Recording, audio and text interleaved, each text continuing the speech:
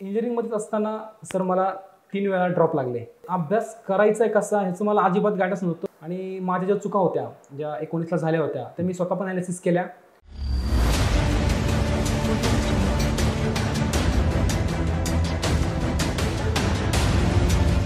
नमस्कार, मी किरण निंबोरे. वास्तव कट्ट्यावरती आपल्या सर्वांचं स्वागत.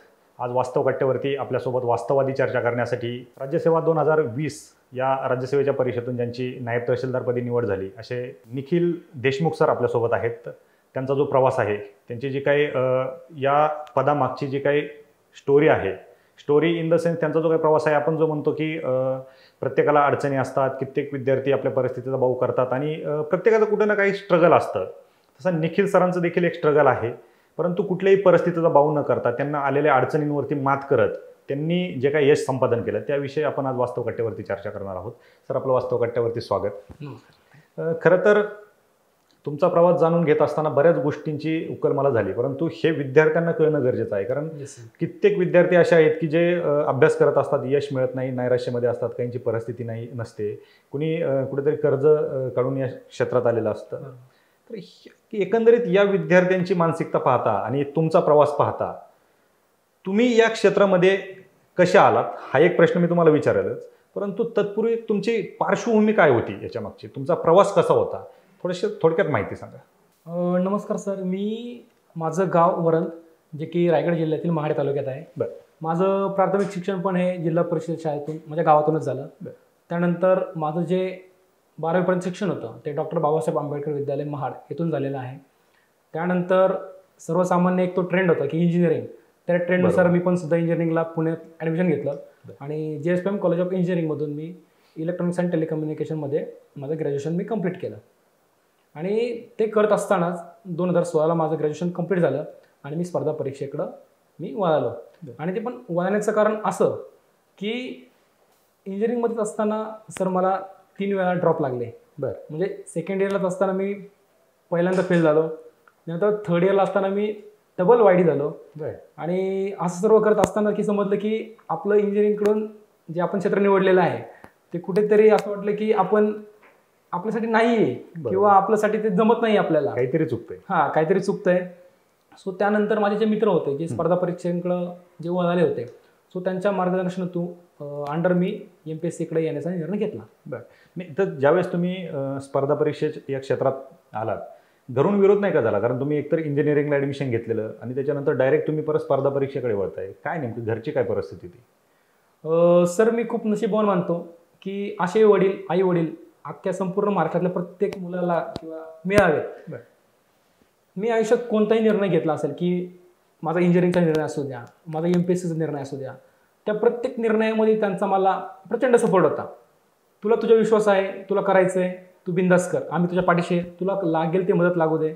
आणि ह्याच विश्वासाच्या बळावरती मग कधी मी MPSCत आलो तर मला हीच गोष्ट मोटिवेट करायची की आपल्या आई वडिलांचा आपल्यावर इतका विश्वास आहे की त्यांनी बघितलं की हा कन्सिस्टंटली फेल होतोय, इंजिनिअरिंगला असू द्या किंवा काय असू द्या, पण त्यांनी मला नेहमी सपोर्ट केला की ठीक आहे बाळा, होत असतं, तू करत राहा. आणि त्या विश्वासाच्या जोरावरतीच की त्यांचा विश्वास मला कुठेतरी प्रूव्ह करायचा आहे आणि त्या प्रयत्नातनंच मग पुढं हे सर्व घडत गेलं. बरोबर. तुम्ही सुरुवातीला इंजिनिअरिंगला होतात, तिथं तुम्हाला अपयश येत होतं. असं वाटलं नाही का चला इंजिनिअरिंग पण टफ असतं, अवघड असतं, ते काय सोपं नाही आहे, असं वाटलं नाही का आपल्याला हे पण जमत नाही आहे, मग स्पर्धा परीक्षा क्षेत्रात गेल्याच्या नंतर काय अडचणी येऊ शकतात? नक्कीच सर. स्पर्धा परीक्षा म्हणजे ज्यावेळेस मी इंजिनिअरिंगमध्ये होतो सर, त्यावेळेसच माझं एक टार्गेट होतं की भारताची राज्यघटना, म्हणजे किमान काही असू द्या की भारताची राज्यघटना मला वाटतं आपल्या सर्व नागरिकांनी वाचलीच पाहिजे. आणि माझी अशी इच्छा होती की मी MPSCला जाऊन मला भारताची राज्यघटना वाचायचीच आहे. त्यामध्ये माझा हिस्ट्री हा आवडता सब्जेक्ट होता. आणि करंट इव्हेंट म्हणजे MPSCमध्ये असे अनेक सब्जेक्ट आहेत जे की माझ्या आवडीचे होते. सो मी ते एक्झामचं पॅटर्न पाहिला की अरे म्हटलं की हे सगळं आपलं आवडीचं आहे. म्हणजे जे टेक्निकल फील्ड होती ती टेक्निकल फील्डमध्ये कुठेतरी माझे सब्जेक्ट आवडीचे नव्हते किंवा ते मला जमत नव्हतं, परंतु MPSCमध्ये अनेक सब्जेक्ट आहेत जे खूप इंटरेस्टिंग मला वाटले आणि त्यामुळेच मला असं वाटतं की त्या इंटरेस्टनीच म्हणजे तुमची आवड एका दिशेला होती आणि तुमची दिशा चुकली होती म्हणायचं सुरुवातीला. डेफिनेटली. नक्कीच. तुम्ही ज्यावेळेस स्पर्धा परीक्षा क्षेत्रात आलात, MPSCचा अभ्यास करायची तुमची तयारी झाली आणि तुम्ही या क्षेत्रात वळात. अभ्यास सुरुवात करताना नेमकं काय अडचणी आल्या तुम्हाला सुरुवातीला आणि सुरुवात कशी केली तुम्ही नक्की अभ्यासाची? सर 2016 नंतर मी MPSC प्रवेश केला. बरं. आणि चूक म्हणजे सर्वात महत्त्वाचं म्हणजे की कोणते बुक्स वाचायचे, काय वाचायचे, कुठल्या सब्जेक्टला किती वेळ द्यायचं असं काही माहिती नाही. की सिलेबस कॉपी असती ती तुम्हाला रेफर करायची असती, तसा अभ्यास करता असतो. प्रिव्हियस इयर जे क्वेश्चन्स असतात ते तुम्हाला तुमचा पॅटर्न जो एक्झामचा पॅटर्न आहे तो ॲनालिसिस करायचा असतो. असं काही माहिती नव्हतं. बरोबर. फक्त आलोय म्हणजे माझे एक मित्र होते UPSC करत होते, त्यांनी मला एक बुक लिस्ट लिहून दिली होती. परंतु त्यांचा अभ्यास UPSCचा होता आणि MPSC आणि UPSC बराच फरक आहे. की बाबा MPSC फॅक्च्युअल आणि UPSC रिटर्न असल्यामुळे ते अनेक बुक्स असे होते की जे मला MPSCसाठी युजफुल नव्हते. मग ते असं थोडंफार गायडन्स किंवा चुकीचं गायडन्स किंवा चुकीचं सगळ्या अभ्यासाची स्ट्रॅटेजी समजत गेलं की 2 वर्ष तर माझं मग प्री निघण्यातच प्रीच नाही निघाली. बरोबर. सो अल्टिमेटली चुकतंय काय, मग त्यासाठी 3 वर्ष गेली की मला चुकतंय काय, आपली पूर्वपरीक्षा का निघत नाहीये, त्याचा एक विचार केला. आणि तो मुख्य प्रॉब्लेम होता CSAT. बरं. तो CSATसाठी मी भूषणदूत सरांचा क्लास केला आणि त्यामध्ये मला मग एकदम ड्रास्टिक माझी इम्प्रूव्हमेंट झाली आणि फर्स्ट टाईम मी 2019ला पूर्वपरीक्षा पास झालो. आणि त्याच अटेम्प्टमध्ये मी मुख्य परीक्षेचा अभ्यास 3 वर्ष कन्सिस्टंटली असल्यामुळं इंटरव्ह्यूपर्यंत पोहोचलो होतो. पण फायनल सिलेक्शन नाही झालं. बरोबर. ज्यावेळेस तुम्ही अभ्यासाला सुरुवात केली तुमच्या चुका तुम्हाला कळल्या, तुमचं नियोजन कसं असायचं अभ्यासाचं, कशा पद्धतीने तुम्ही अभ्यास करायचं? सर मी तुम्हाला खरं सांगतो, 2019 पर्यंत माझं असं अभ्यासात काही नियोजन नव्हतं. बरं. म्हणजे अभ्यास करायचा आहे कसा ह्याचं मला अजिबात गायडन्स नव्हतं. आणि ह्याच रिझनमुळे मला असं वाटतं की MPSCमध्ये माझ्यासारख्या अनेक मुलांचे वर्ष व्हायला जातात. बरोबर. म्हणजे आपण जे म्हणतो की पंढरीची वारी किंवा जे पंचवार्षिक योजना असते, आपण जे कॉमेडीमध्ये सगळे म्हणत असतात की बाबा किती पंचवार्षिक योजना झाल्या. तर ह्या पंचवार्षिक योजना होण्यामध्ये सगळ्यात महत्त्वाचं कारण आहे की तुम्हाला प्रॉपर नसलेलं गायडन्स. बरोबर. म्हणजे मी सर असे अनेक विद्यार्थी बघितलेत की जे रात्रंदिवस अभ्यास करायचे परंतु रिझल्ट नव्हता येत. रिझल्ट का नाही आहे तर बाबा जायचंय काय, मला अभ्यास काय करायचा आहे, प्रॉपर गायडन्स काय, की त्या एक्झामची डिमांड काय आहे, हेच मुलांना सुरुवातीला 2-3 वर्ष समजायला जातात. आणि त्यामुळे तो एक बराच टाईम लागतो आणि जोपर्यंत समजतं मग तोपर्यंत एक जोश असतो आपला सुरुवातीचा, तो पण कुठेतरी असा कमी होत चाललेला असतो. बरोबर. परंतु ते फायनली मला 19 नंतर असे पद्मकर गायकवाड सर असू द्या, भूषणदूत सर असू द्यात, मला अशा अनेक लोकांनी चांगलं मार्गदर्शन केलं. आणि माझ्या ज्या चुका होत्या ज्या 19ला झाल्या होत्या त्या मी स्वतः पण ॲनालिसिस केल्या आणि त्या 20मध्ये मी होऊन न दिलं आणि त्यामुळे आज मला हा जो रिझल्ट मिळाला. आता तुम्ही एकंदरीत सांगताय तुम्हाला प्रॉपर मार्गदर्शन नव्हतं. ज्यावेळेस तुम्ही नव्याने पुण्यामध्ये अभ्यासाला आलात, काय तुम्ही नवीन विद्यार्थ्यांना काय सांगाल की तुमच्या ज्या चुका झाल्या त्या विद्यार्थ्यांनी कुठल्या चुका टाळल्या पाहिजेत? सर सर्वात महत्त्वाचं मला जे म्हणणं असेल की कोणीही असू द्यात की जो या स्पर्धा परीक्षेतनं यशस्वी झालेला आहे ते कुणाचंही एक प्रॉपर गायडन्स घ्या. की नक्की कसं होतं, सुरुवातीला जो माझी चूक झाली की मी गायडन्स नाही घ्यायचो. मी म्हणायचो की ठीक आहे मी करेल तर मी स्वतःच्या बेसिसवरती करेल. परंतु ही जर्नी खूप मोठी आहे. म्हणजे असं नाही होत की तुम्ही MPSCत आलाय आणि तुम्ही 3 महिन्यात पोस्ट काढली, 6 महिन्यात पोस्ट काढली, ह्याला किमान वर्ष 2 वर्ष हा टाईम लागतो. सो मला तुम्हाला सांगायला लागेल की प्रॉपर गायडन्स म्हणजे जे काही असू द्या ते तुम्ही कोणाकडून तरी घ्या. आणि जो एक्झामचं स्ट्रक्चर आहे की एक्झामची डिमांड काय आहे ती ॲक्च्युली समजायला तुम्हाला सगळ्यात मोठा सोर्स आहे तो प्रिव्हियस इयर क्वेश्चन पेपर. बरोबर. तर जे कोणी नवीन विद्यार्थी ह्या प्रवासात येत आहेत, MPSCचा प्रवास सुरू करत आहेत, तर मी तुम्हाला सांगेल की बुक्सच्या मागे लागू नका की मला हे बुक कंप्लीट करायचं आहे, माझ्या मित्रांनी एवढे केले तेवढे केले.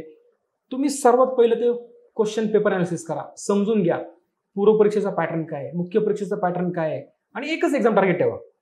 जर तुम्हाला वर्ग 2ची एक्झाम टार्गेट ठेवायची तो वर्ग 2चीच ठेवा. जर तुम्हाला राज्यसेवेची मुख्य परीक्षा तिचं टार्गेट असेल तर तीच ठेवा.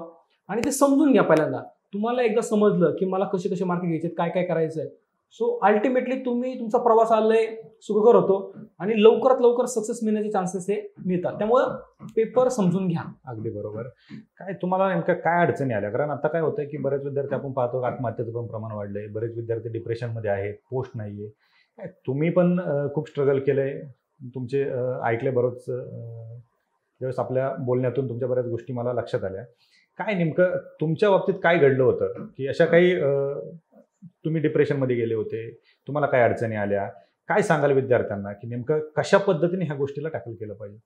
म्हणजे तुम्हाला काय स्ट्रगल करावं लागलं? खरंच तुम्ही एक चांगला प्रश्न विचारला. कारण की माझे 1-2 वैयक्तिक मित्र आहेत ते स्वतः मला विचारायला होते की सर मला आता सुसाईड करायची इच्छा होती किंवा मी घरी शेती विकून आलेलो आहे, म्हणजे घरची परिस्थिती अशी डाऊन झालेली आहे, तर मी काय करू. बरोबर. सो अशा अनेक विद्यार्थी आहेत. तर माझं पण तुम्हाला मी प्रवास सांगतो की माझा मोठा भाऊ 2011ला म्हणजे MNC मध्ये चांगला जॉबला लागला, एकदम उच्च शिक्षित. पण US ला जायचंय, युरोपला जायचंय, खूप मोठं व्हायचं, ह्या नादात अनेक जॉब सोडून दिले. त्यामुळं 2011 ते 2022 पर्यंत त्याला जॉबच नव्हता. सो त्याला जॉब नसल्यामुळे आमचं घरी फक्त एक किराणा मालचं छोटं दुकान होतं. त्या बेसिसवरती तो पण एक त्याचं शिक्षण झालं होतं, माझं शिक्षण झालं होतं आणि आम्ही दोन्ही उच्च शिक्षित होतो घरामध्ये. सो प्रचंड खर्च झाला होता. त्या शिक्षणाच्या खर्चामध्ये अनेक लोकांकडून कर्ज घेतलं होतं. सो तर कर्जाचा डोंगर इतका वाढला होता की घरनं फक्त दुकानातूनच ते भागवणं, माझा खर्च MPSCचा, माझ्या भावाचा खर्च आणि ते कर्ज आणि दुकान चालवणं हे कुठंतरी मॅनेजच होत नव्हतं. मग लिटरली कुठेतरी ते 14-15 लाख रुपयाचं कर्ज किंवा भावाला जॉब होत नाहीये, भावाचं लग्न ठरत नाहीये, ते प्रेशर चालू असतानाच की कोविडची सेकंड वेव्ह ज्यावेळेस आली, त्या कोविडच्या सेकंड वेव्हमध्ये म्हणजे त्यावेळेस माझी मुख्य परीक्षा चालू होती 2020 नंतरची. त्यामध्ये माझ्या आईची डेथ झाली. म्हणजे जो आपल्या घराचा कळस असतो, एक नसतं का कळस असतो, तो कळसच एकदम निघून गेला. म्हणजे जी व्यक्ती की आपल्यासाठी की तिने स्वप्न पाहिलेले असतात की माझा मुलगा अधिकारी होणार, की आपल्या रात्रंदिवस कष्ट घेतलेले असतात, त्यांची सर्व स्वप्न सर त्यांनी मला माझ्या आईवडिलांसाठी त्यांनी असं त्यांच्या आयुष्यात काही एन्जॉय करायचं आहे किंवा सेव्हिंग करायची किंवा असं काहीच नाही, जे काय आहे ते मुलांसाठी करायचं आहे. आणि सगळं असं करत असताना ज्यावेळेस मी मुख्य परीक्षेच्या कुठे टप्प्यावरती आलोय आणि ती व्यक्ती पण निघून गेली. सो लिटरली माझ्यासाठी तो खूप मोठा धक्का होता की आता काय, आता अभ्यास कसा करायचा. तर सर तुम्हाला सांगतो मी, ज्यावेळेस आईची डेथ झाली त्यानंतर 13 दिवस मी घरी थांबलो. त्यानंतर जे काही तिथं वर्ष श्राद्ध असेल किंवा 10व्याचा कार्यक्रम असेल तो कार्यक्रम झाला. ते कार्याचा 13 दिवसाचा जो कार्यक्रम असेल तो झाला. आणि सर मी 14व्या दिवशी पुण्यात येऊन लायब्ररीत अभ्यासाला बसलो. सर ज्यावेळेस मी अभ्यास करायचो त्यावेळेस लिटरली माझ्या शेजारच्या मुलाला पण समजायचं, माझ्या डोळ्यातनं पाणी यायचं, कारण की आईची आठवणी नेहमी यायची. ते नेहमी कॉन्टॅक्टमध्ये असल्यामुळे बोलणं चालणं ते दररोज आठवायचं की आई मला आत्ता कॉल करायची किंवा हे ते एकदम सगळं थांबलं होतं. म्हणजे वाचत असताना, पुस्तक वाचत असताना की डोळ्यातनं पाणी पडायचं, ते कुठे ते पुस्तकांवरती टिपायचो. शेजारच्याला पण समजून द्यायचं नाही की काय होतंय. फक्त माझी एक इच्छा होती की आपल्या आईची इच्छा आहे की माझा मुलगा अधिकारी होणार. वडिलांनी रात्री कष्ट केलेत की माझा मुलगा होणार. मी ठरवलं होतं की मी आईला त्यावेळेस वचन देऊन आलो होतो की आई ठीक आहे तू आज नाही आहेस तिथं, परंतु तुझा मुलगा या परीक्षेत, जी मुख्य परीक्षा पुढची येणारी आहे त्या परीक्षेत नक्कीच अधिकारी झालेला असेल आणि तुझं ज्यावेळेस वर्षश्राद्ध असेल त्या वर्षश्राद्धाच्या आधीच तुझा मुलगा या MPSCला पास झाला असेल. आणि सर मला तुम्हाला खरं सांगायचं की आईची डेथ 6 मेला झाली होती आणि 29 एप्रिलला माझा रिझल्ट आला आणि मी राज्यात 55व्या क्रमांकाने पास झालो होतो. आणि मला सर सगळ्यात मोठं समाधान तेच आहे की मी ते माझ्या आईचं स्वप्न पूर्ण केलं. आणि ज्या दिवशी माझा रिझल्ट आला, मी रँक बघितला, म्हणजे मला असं होतं की जागा 200च होत्या, त्यामुळे पहिल्या 90 रँकमध्येच येणं होतं की मला. आणि कोणाला फिक्स नसतं की आपल्याला इंटरव्ह्यूला किती मार्क्स मिळणार आहेत किंवा रिटर्नला किती मिळणार आहेत आपण सांगू शकत नाही. मला 90 रँकमध्ये यायचं होतं आणि ज्यावेळेस मी रिझल्ट पाहिला की माझा रँक 55 आहे, सर तो जो आनंद होता की आम्ही 10-15 मुलं होतो, आम्ही सगळे असे किंचा धावत घरी गेलो आणि वडील माझे TV पाहत बसले होते. त्यांच्या पायावरती डोकं ठेवलं, नमस्कार केलं, म्हणलं की भाऊ की म्हणलं यावेळेस मी MPSC पास झालेलो आहे. आणि त्यानंतर खरंच म्हणजे सगळं दुनियाच बदलली. म्हणजे जे दुःख होतं ते अनेक प्रचंड प्रमाणात असं एकदम नॉर्मल झालं. म्हणजे रिझल्ट लागल्यानंतर जे जीवन होतं ते सर की आता खूप चांगलं आहे. म्हणजे एकंदरीत तुमचा सगळा प्रवास जर ऐकला तर अभ्यासाची जी मानसिकता आहे ती नक्कीच खरं कुठेतरी स्टेबल ठेवणं हे सगळ्यात महत्त्वाचं होतं. आत्ता विद्यार्थी डिप्रेशनमध्ये आहेत, काही जुने विद्यार्थी आहेत, काही नवीन विद्यार्थी आहेत. काय नेमकं आता बरेच विद्यार्थी चुकत आहेत, कशा पद्धतीने विद्यार्थ्यांनी अभ्यास केला पाहिजे? सर मला विद्यार्थ्यांना सर्वप्रथम सांगायचं आहे की कोणती एक्झाम असू द्या ती एकच टार्गेट ठेवा. म्हणजे तुम्हाला वर्ग 2ची करायची तर वर्ग 2 असू द्या किंवा राज्यसेवेची मुख्य परीक्षा असेल किंवा ग्रुप Cची एक्झाम असेल, ते एकच टार्गेट असू द्या. कारण की कॉम्पिटिशन हे प्रचंड वाढलेलं आहे आणि तुम्ही हे सिरियसली घेतलं पाहिजे. की कॉम्पिटिशन प्रचंड आहे आणि प्रत्येकाचा पॅटर्न थोडा वेगवेगळा आहे. सो जी कोणती असेल एक्झाम ती तुम्ही एक टार्गेट ठेवली पाहिजे. आणि कुठली एक्झाम असू दे सर, सर्वप्रथम किती टाइम जाऊ द्या, तुम्ही त्या परीक्षेचं स्वरूप समजून घ्या, किती टाइम जाऊ द्या. आणि मार्केटमध्ये अनेक बुक्स अवेलेबल आहेत जे की तुम्हाला त्यांनी सेल्फ ॲनालिसिस करून दिलेलं आहे की वेटेज किती आहे. म्हणजे सर्वात महत्त्वाचं सर की क्वेश्चन पेपर ॲनालिसिस. मुलांना मला सगळ्यात महत्त्वाचं सांगायचं की क्वेश्चन पेपर ॲनालिसिस जमलं पाहिजे. आता मुलांना क्वेश्चन पेपर ॲनालिसिस काय करायचं हे समजत नाही. मी तुम्हाला थोडक्यात सांगतो. क्वेश्चन पेपर ॲनालिसिस म्हणजे काय करावं, म्हणजे मुलांनी प्रत्येकाने जो येतोय तर ते काय आणि एक्झाम समजून कशी घ्यायची थोडक्यात सांगतो मी तुम्हाला सर. तर जो काय आपला सिलेबस असेल तो समोर ठेवा. बरोबर. आणि जो कुठला प्रायोरिटी ऑर्डर सर, म्हणजे समजा आपण इंडियन पॉलिटी घेऊ, इंडियन पॉलिटीचा जर विषय घेतला तर 150 मार्कामध्ये सर्वात जास्त प्रश्न हे ॲक्ट स्वरूपात येतात. ॲक्ट्स म्हणजे जे कायदे आहेत त्यावरती. सो मला तुम्हाला काय म्हणायचं आहे की सुरुवातीला लक्षात ठेवा की कायद्यांवरती 20 ते 25 प्रश्न येत आहेत. तो प्रायोरिटीला तो सर्वात वरती ठेवा. राईट. 2 नंबरला जर 2021ची आपण एक्झाम पाहिली तर पक्ष, इलेक्शन व दबाव गट यावरती जवळपास 20 क्वेश्चन होते. तशी तुम्ही प्रायोरिटी ऑर्डर मांडा सुरुवातीपासून खालपर्यंत.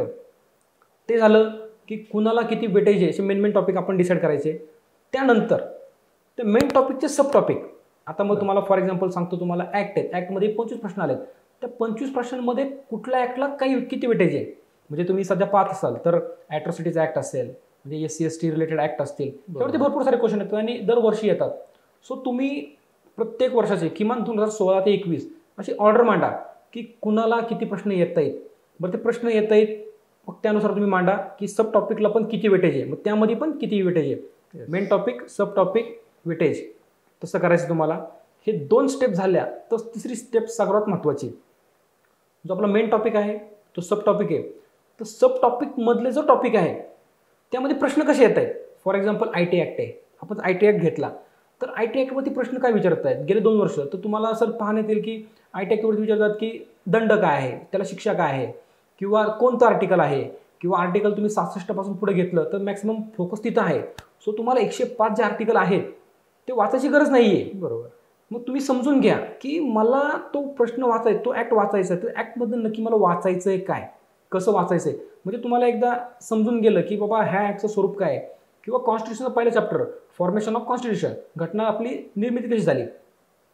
सो त्यामध्ये प्रश्न कसे येत आहेत की बाबा ही डेटला हे केलं आपण, तो प्रस्ताव मंजूर केला, ते अध्यक्ष होते, ते उपाध्यक्ष होते. तुम्हाला एकदा समजून आलं की मला अभ्यास कसा करायचा आहे. सो तुम्हाला पुस्तक वाचताना इझिली तुम्हाला समजून जातं की मला ह्यातनं उचलायचं आहे काय, वाचायचं आहे काय, नोट्स कशा काढायच्यात किंवा काय कसं करायचं आहे. आणि त्यानुसार तुम्हाला एकदा समजलं की चौथी स्टेप असे आहे की एक ऑथेंटिकेट सोर्स. खूप जास्त सोर्स घेऊ नका. जे काही सिलेक्टिव्ह बुक्स असतील, जे मार्केटमध्ये जे टॉपरची लिस्ट असतील त्यामधलं तुम्ही एक शॉर्टलिस्ट करा आणि एक बुक लिस्ट बनवा. आणि जी बुक लिस्ट खूप कमीतले कमी ठेवा आणि मॅक्सिमम रिव्हिजन करा.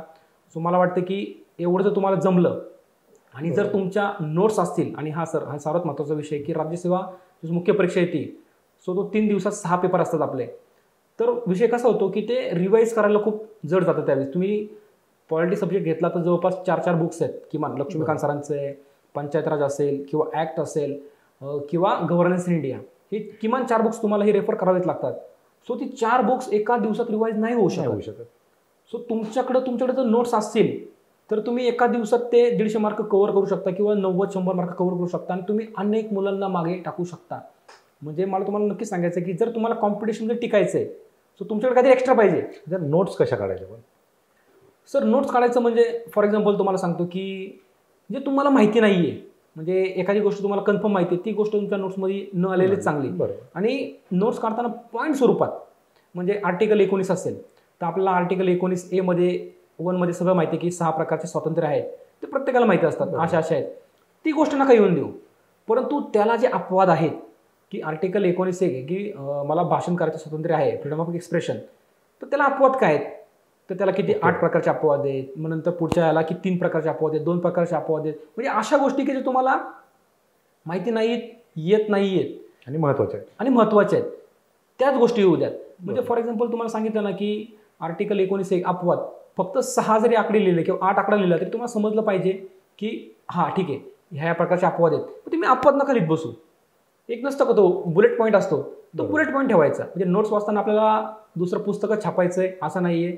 तो सिलेक्टिव्ह जे बुलेट पॉईंट्स असतात ते तुम्ही घ्या, आणि तसंच तुम्हाला येत नाही ते फक्त पॉईंट स्वरूपात मांडा, जेणेकरून आपली मॅक्सिमम रिव्हिजन आणि पटापट रिव्हिजन व्हायला पाहिजे आणि आपल्याला तो सिलेबस कव्हर करता आला पाहिजे. बरोबर. आता कित्येक वेळा आम्ही ज्यावेळेस मुलाखती घेत असतो किंवा काही अधिकाऱ्यांना भेटतो, काही अधिकाऱ्यांचे संभाषण ऐकत असतो, त्यावेळेस काही अधिकारी म्हणतात की 8 तास अभ्यास पुरेसा असतो, काही म्हणतात 6 तास पुरेसा असतो, काही म्हणतात 15 तास, काही म्हणतात 12 तास. आणि याच्यातून विद्यार्थी कन्फ्यूज होतात.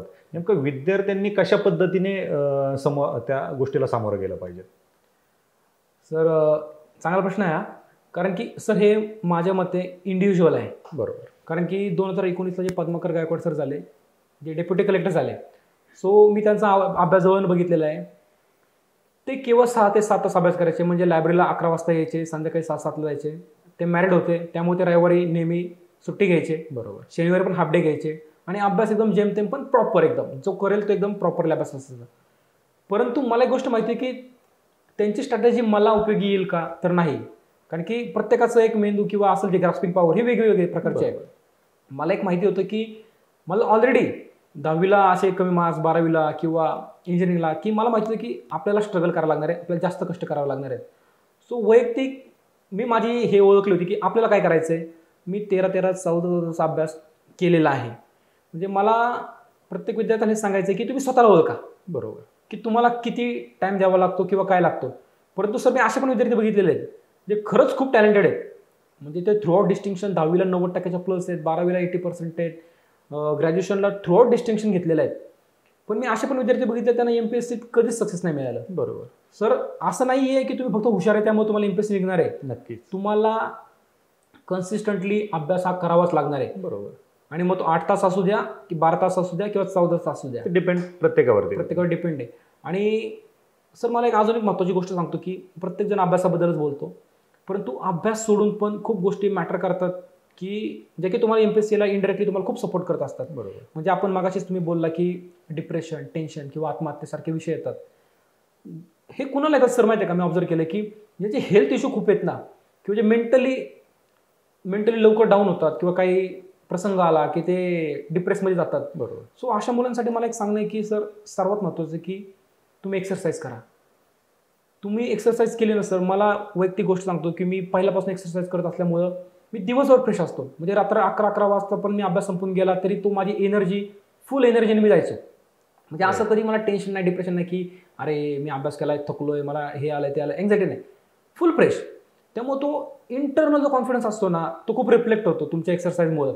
आणि मेडिटेशनमुळं जे काही तुम्हाला प्रसंग येतील, तुम्हाला किती अवघड प्रसंग जे आले तर त्या प्रसंगात तुम्हाला स्टेबल राहण्यासाठी मेडिटेशन हे खूप हेल्प करतं. बरोबर. तर अभ्यास सोडून पण, आणि इव्हन मी हे सांगितलं मी जेवता काय, तुम्ही खाता काय, ह्या पण गोष्टी मॅटर करतात. म्हणजे सर तुम्हाला आता खोटं वाटेल, मी गेले 1 ते 1.5 वर्ष फक्त इडली आणि चटणीच खाल्लेली आहे. कधीतरी मन वाटलं तर पोहे खायचो, पण तरी ते पण नाही का, तर बाबा इडली कार्बोहायड्रेट्स पण मिळतात, पचायला हलकी, तुम्हाला अभ्यास करताना तो प्रॉब्लेम नाही येणार. सो अशा अनेक गोष्टी आहेत की ते तुम्हाला फॉलो करावं लागतात. फक्त अभ्यासच नाही, व्यायाम, एक्सरसाइज, बाकी गोष्टी त्याच्यासोबत महत्त्वाच्या आहेत, खूप महत्त्वाच्या. नक्कीच. मुलाखती शेवटाकडे जाताना एक कॉमन प्रश्न मी प्रत्येकाला विचारत असतो की एक तर आपल्याकडे नवीन विद्यार्थी अभ्यासाला येत असतात आणि काही जुने विद्यार्थी आहेत की जे 8, 9, 10 वर्षापासून पण अभ्यास करतायत. काय सल्ला द्याला अशा विद्यार्थ्यांना की त्याच्यामध्ये सल्ल्यामध्ये किती वर्ष अभ्यास केला पाहिजेत, आपला प्लॅन बी असावा का, आणि पालकांना एक सल्ला की बाबा पालकांनी या पाल्यांकडे कसं पाहावं, एक कॉमन प्रश्न आहे, काय सांगाल तुम्ही? सर मी आत्ता राज्यसेवा 2020ला माझा इंटरव्ह्यू होता. त्यावेळेस मला निंबाळकर सरांचं पॅनल होतं आणि तिथले पॅनल मेंबरनी मला हा प्रश्न विचारला होता की प्लॅन बी असावा का, तुम्ही जो आता विचारलेला आहे. तर मी त्यांना बोललो होतो की सर मला ह्यावेळेस मार्क्स चांगले आहेत, माझं होऊन जाईल. त्यांनी मला परत प्रश्न विचारला की नाही तरी तुझं नाही झालं तर काय करशील तू. तर मी त्यांना पुन्हा बोललो की सर मी पुन्हा एकदा प्रयत्न करेन. ते मला पुन्हा त्यांनी प्रश्न केला की असं समज तुझे अटेम्प्ट संपलेत, वय संपले, सर्व संपलंय, त्यावेळेस तू काय करशील. त्यांना बोललो सर की माझा घरी किराणा मालाचा व्यवसाय आहे, त्याचंच मी म्हणलं एक मोठ्या प्रमाणात व्यवसायात रूपांतर करेल आणि मग तो मी व्यवसाय चालवेल. तर त्यांचा मला एक सल्ला आला होता की एक लक्षात ठेव म्हणले, हे कॉम्पिटेटिव्ह एक्झामचं जग हे खूप अनप्रेडिक्टेबल आहे. बरोबर. तुम्ही शुअरली गॅरंटी देऊ शकत नाही की मी ह्याच प्रयत्नात पास होईल किंवा ह्यावेळेस होईल, आणि तुम्ही नाही देऊ शकत गॅरंटी. सो तुमचा प्लॅन बी असणं हे खरं सांगतो की खूप गरजेचं आहे. कारण की मी असे विद्यार्थी बघितलेत की UPSCला 5-5 इंटरव्ह्यू देऊन आलेले आहेत, अल्टिमेटली 5 इंटरव्ह्यूमधनं पण सिलेक्शन नाही आणि 6व्या अटेम्प्टला पूर्व परीक्षाच पास नाही. बरोबर. सो असे अनेक विद्यार्थी आहेत. पण तरी पण मला सांगेल की प्लॅन बी असला पाहिजे. आणि विद्यार्थ्यांना सांगता येईल की एक बेसिक असू द्या तुम्हाला टप्पा, की तुमची पूर्व परीक्षेला तुम्हाला किती टाईम लागतोय. म्हणजे ठीक आहे तुम्ही मुख्य परीक्षेत जर अडताय तर प्रॉब्लेम नाही आहे, पण जर तुमची पूर्व परीक्षा 2 वर्ष निघत नाही आहे, 3 वर्ष निघत नाही, 4 वर्ष निघत नाही आहे, तर मित्रांनो की विद्यार्थ्यांना की हा विषय जरा स्वतःला समजून घेतला पाहिजे की कुठेतरी आपलं खूप चुकतंय. कारण की ह्याच्यानंतर तुम्हाला मेन्सची जायचं आहे, तो खूप मोठा टप्पा आहे. बरोबर. प्रचंड सिलेबस आहे तो. त्याच्यानंतर इंटरव्ह्यूमध्ये म्हणजे लिटरली सर माझा मित्र आहे आबासाहेब नावाचा, तो फक्त 0.5 मार्काने फेल झाला. बरं. म्हणजे त्यांना इंटरव्ह्यूमध्ये 41 दिले, मला 55 होते. म्हणजे मला तेच सांगायचं आहे की माझ्यापेक्षा त्यांना 3 मार्क जास्त होते, पण अल्टिमेटली इंटरव्ह्यूमध्ये फक्त त्यांना 41 स्कोर दिल्यामुळे त्यांचं सिलेक्शन नाही झालं. मी त्यांना लिटरली 2 दिवस रडताना पाहिलेलं. म्हणजे असे आहेत की तुम्ही शुअर नाही देऊ शकत, पण किमान तुमची पूर्वपरीक्षा तरी किती टाइम लागतोय तुम्हाला, पहिल्या प्रयत्नात, दुसऱ्या प्रयत्नात, तिसऱ्या प्रयत्नात. जर पूर्वपरीक्षाच निघत नसेल तर मला असं सांगणं आहे की तुम्ही काहीतरी दुसरा विचार केला पाहिजे. नक्कीच. निश्चितच खरं विद्यार्थ्यांनी आणि त्यांच्या पालकांनी सुद्धा हा विचार केला पाहिजे. हे खूप मोठं मृगजळ आहे, याच्यातून बाहेर पडणं तेवढं सोपं नाही आहे, पण त्याच्याशिवाय दुसरा पर्याय देखील नाही. कारण संख्या खूप आहे, जागा कमी आहेत आणि विद्यार्थ्यांनी वेळी स्वतःची क्षमता ओळखली पाहिजेत, स्वतःला आजमावलं पाहिजेत. आपण कुणाला येऊ नका असं म्हणू शकत नाही, पण किती वर्ष या क्षेत्रात द्यायचं हे देखील विद्यार्थ्यांनी ठरवलं पाहिजेत. निश्चितच तुम्ही वास्तव कट्ट्यावरती आलात आणि आमच्याशी चर्चा केली, विद्यार्थ्यांना काही वास्तववादी गोष्टी सांगितल्या, त्याबद्दल आपलं वास्तव कट्ट्याकडून पुन्हा एकदा आभार. थँक्यू.